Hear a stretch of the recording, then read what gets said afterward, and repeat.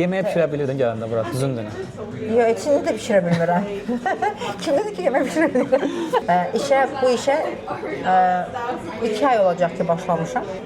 Düzün deyim, qorxuludur, nə mənada? Təhlükəsizliyə görə yox. Burada, oh my god, parasetamoldan başqa bir dərman desələr, mən adımı dəyişərəm. Həkim qəbuluna düşmək çox çətindir. Mitsubishi Pajero maşınım var idi, özümü almamışdım, atam almışdı. Salam dəyərli izləyicilər, bugünkü qonağım Aygün xanımdır. Çox sağ olsun, dəvətimi qəbul etdi, görüşdük. Salam Aygün xanım, necəsiz? Salam. Əvvəlcədən xahiş edəcəm ki, xanımsız və sizsiz davam edin. Aygün, belə deyək də, bizi izləyən izləyicilər çox suallar verir ki, mənə bəs İngiltərədə həyat necədir? Xüsusən də xanımlar, orada yaşayan xanımlar üçün müsbət və mənfi cəhətlər, xüsusən təhlükəsizliklə bağlı həyat necədir orada, təhlükə varmı, yoxmu, qiymətlərlə bağlı. İstəyirəm ümumi bu barədə mənim suallarımı cavablandırasan. Birmingham şəhəri haqqında artıq 10 ildir orada yaşayırsan. Bu şəhər haqqında bizə məlumat ver, necə şəhərdir? Okey, tamam. Birmingham əslində İngiltərin ikinci böyük şəhəri sayılır. Sənaye şəhəri olubdur.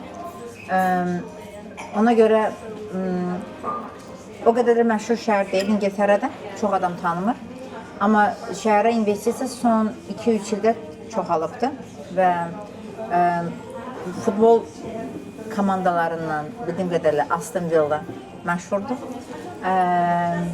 Əgər futbola baxansızsa. Yerləşmə baxımdan əslində əla yeri var. Geoqrafik olaraq yerləşməsi əladır. Hər yerə eyni məsafədir. Midlands mərkəz. Ona görə mən deyərdim, location baxımından əladır. Biz hava şəraiti necədir? Londona baxanda daha soyuqdur, yoxsa necə? Londona nisbətən soyuqdur, amma mən deyərdim Manchester, Liverpool qədər soyuq deyil. O şəhərləri daha soyuqdur, temperatur. Və olsun nə xoşuma gəlir Birminghamdə, diversity. Müxtəlif millətlərin o çoxluğu xoşuma gəlir, çünki mən onda özümü tənha və yaxud da tək hiss eləmirəm. Gözəllik baxımından, vizual gözəllik baxımından Londona çatan olmaz, yox, sorry, amma deməzdim maraqlı şəhərdir. Yəni, belə deyək, turistlərin gəlib seçib gedəcəyi şəhər sayılmazdım, deməzdim. Yəni, Manchester, Liverpool daha çox tarix var ki, nəinki Birmingham'in. Tanışınız, dostunuz varsa gəlib gün Azərbaycanla ümumiyyətlə az deyək ki, Birmingham'da. Mən çox rastlaşmamışam. Rastlaşdığım olub bir neçə, elə də çox yox, deməzdim. Universitetlər var da İngiltərədə? Bəli, Aston, bir də Birmingham University, hər ikisi yaxşı, Aston yaxşı universitet sayılır Birmingham'da. 2011-ci ildə gəlmişim ilk dəfə, Wales'a gəlmişdim, universitet oxumaq məqsədi ilə. Marketing management oxumuşam, master üzrə. Universitet bura gələndə məqsədim təhsilimi bitirib Azərbaycana qayıtmaq idi dəqiq. Sadəcə olaraq bu bir il ərzində çox şey dəyişdi. O mənada ki, müxtəlif millətlərin tələbələrlə bir yerdə oxuyurdum və o mənim gözümü çox açdı müxtəlif millətlərə, mədəniyyətlərə və özümü əslində daha rahat və özüm kimi hiss elədim.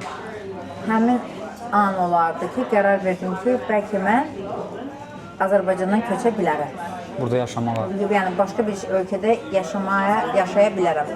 Ailəmə çox yaxın biri olmuşam və heç vaxt ailəmdən uzaqda yaşamağı ümumiyyətlə nə planlaşdırmışam, nə də istəmişəm. Hətta uşaq vaxtı nənəm güldə qalanda papam üçün darıxıb ağlayan bir uşaq olmuşam da hətta. Amma həmin o biri çox şey dəyişdi. Özümü rahat və özüm olduğum kimi, olduğum üçün məncə qalmaq qərarına gəldim. Əlbəttə, qərar çox çətin qərardır. Azərbaycandan bu qədər uzaqda, siz demişkən, valideynlərə bu qədər bağlı olub, başqa şəhərə keçmək çox çətin məsələdir. İndi xanımlar var da, risk eləmirlər. Mənə yazırlar ki, bəs gəlmək istəyir, köçmək sadəcə qorxuruq. Biz oradan ələ qarşılayacaq, deyirlər, bəs belə təhlükəlidir. Yəni, o xanımlar üçün düşünürəm ki, nümunə ola bilərsə, yəni, bir şey qorxulu bir şey yoxdur. Düzün deyim, qorxuludur, nə mənada? Təhlükəsizliyə görə yox. Mühitin tam dəyişməyinə görə qorxuludur. Təhlükəsizlik qorxusu yoxdur, deməzdim. Təbii ki, diqqətli olmaq lazımdır. Gec saatlarda, məsəl üçün, olmasan və təhlükəli yerlərə getməsən, təhlükəsizsən. Amma qorxuludur ona görə ki, Azərbaycanda yaşama şəraitinə buradakı yaşama tamamilə fərqlidir. Yəni bunu əminəm ki, sən də deyə 100%, təsdiqləyə bilərsən.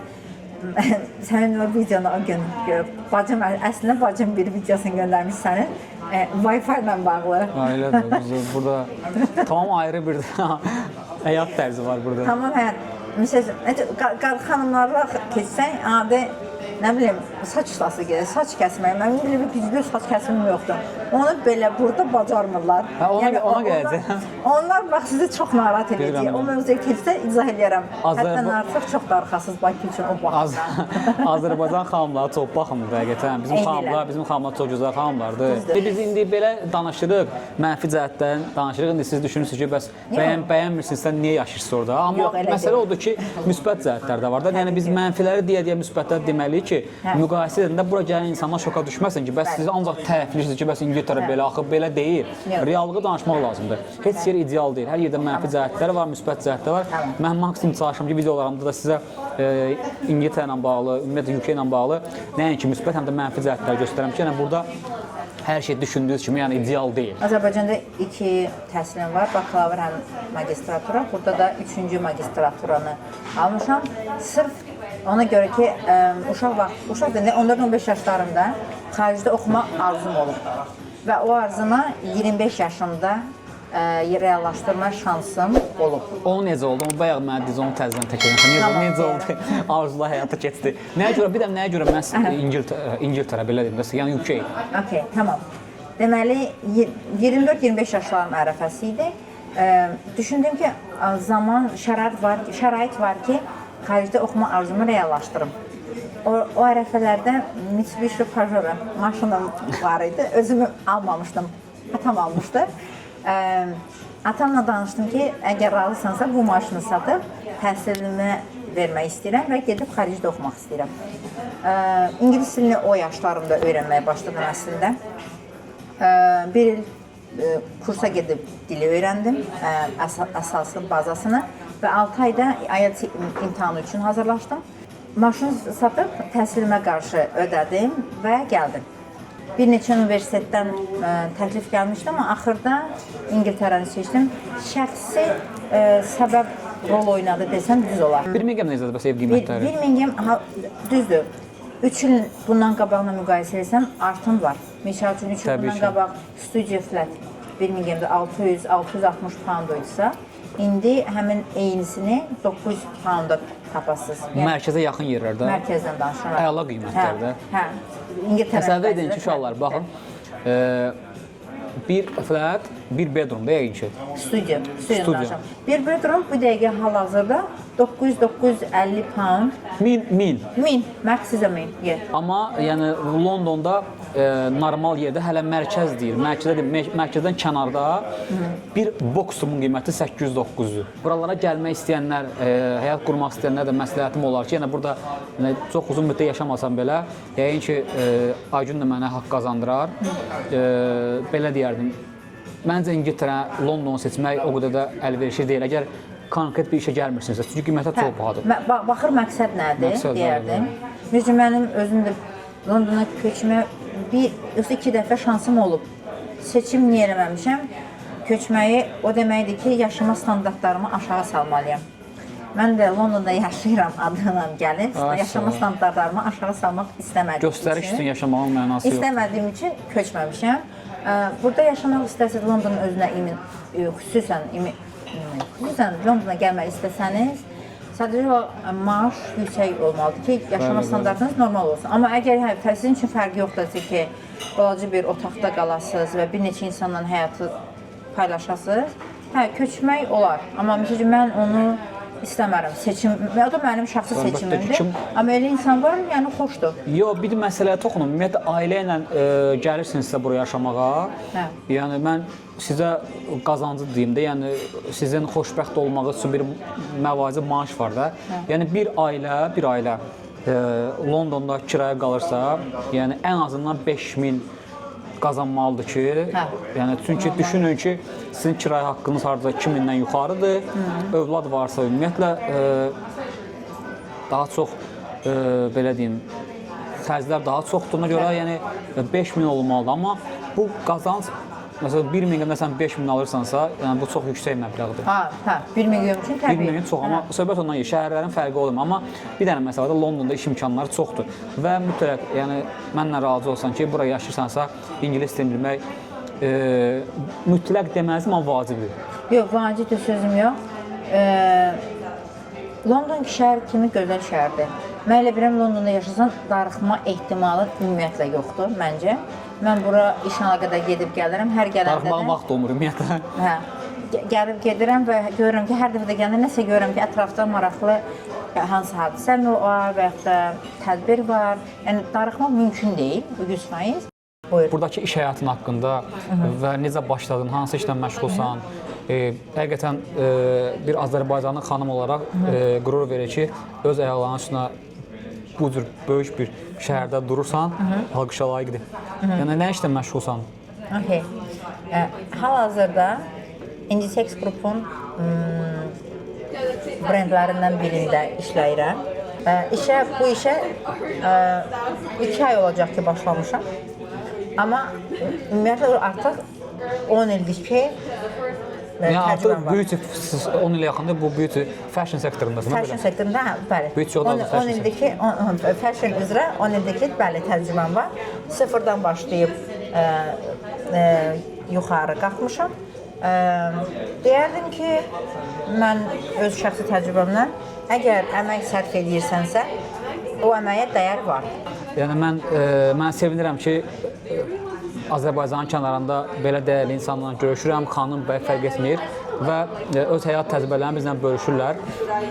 Yəni siz də nə suallarınız varsa, kanalımıza abunə olaq, nə suallarınız varsa qeyd edin, mən cavablandırıram, Agün xanım cavablandırır, fərq etməz və yenə deyirəm, kim bizimlə öz fikirlərini bölüşmək istəyirsə, yəni yazsın, yəni danışaq, söhbət deyib və nəyə bilirsə sizlərlə bölüşək. Deməli, mən bura ilk gələndə, bu ilsə gəlmişdim də. Yeməyə pişirə bilirdin gələndə bura, düzündür. Yox, içini də pişirə bilmirəm. Kim dedi ki, yemək pişirə bilmirəm? Mən gələndə də bilmirdim, indi də bilmirəm. Yemək bölümsün ümumiyyətlə açmam. Niyə? Çünki təbii kim dadlı yeməyi xoşlamır. Hamı xoşlayır, mən də xoşlayıram. Amma yemək pişirməyə həm həvəsim yoxdur, sən düz ol, qabiliyyətim yoxdur deməyim, yalan deməyim. Məncə ümumiyyətlə qabiliyyət hər zaman hər kəs öyrənə bilər, eyni ilə. Ona bəhanə eləməyim. Mətbəxdə tənbəlsin də bir sözlə, yemək pişirmək. Bəli, inanırsan yemək pişirməni, istəyirsən nə deyirsən eləyərəm, amma yemək pişirməyi mənə deyil. Mən bu yaşımdan təzə öyrənməyə başlamışam bozbaş pişirməyi, amma əlimin duzu varmış həqiqətən. Gec deyil əzini. Deyəcəklər ki, where's your accent from?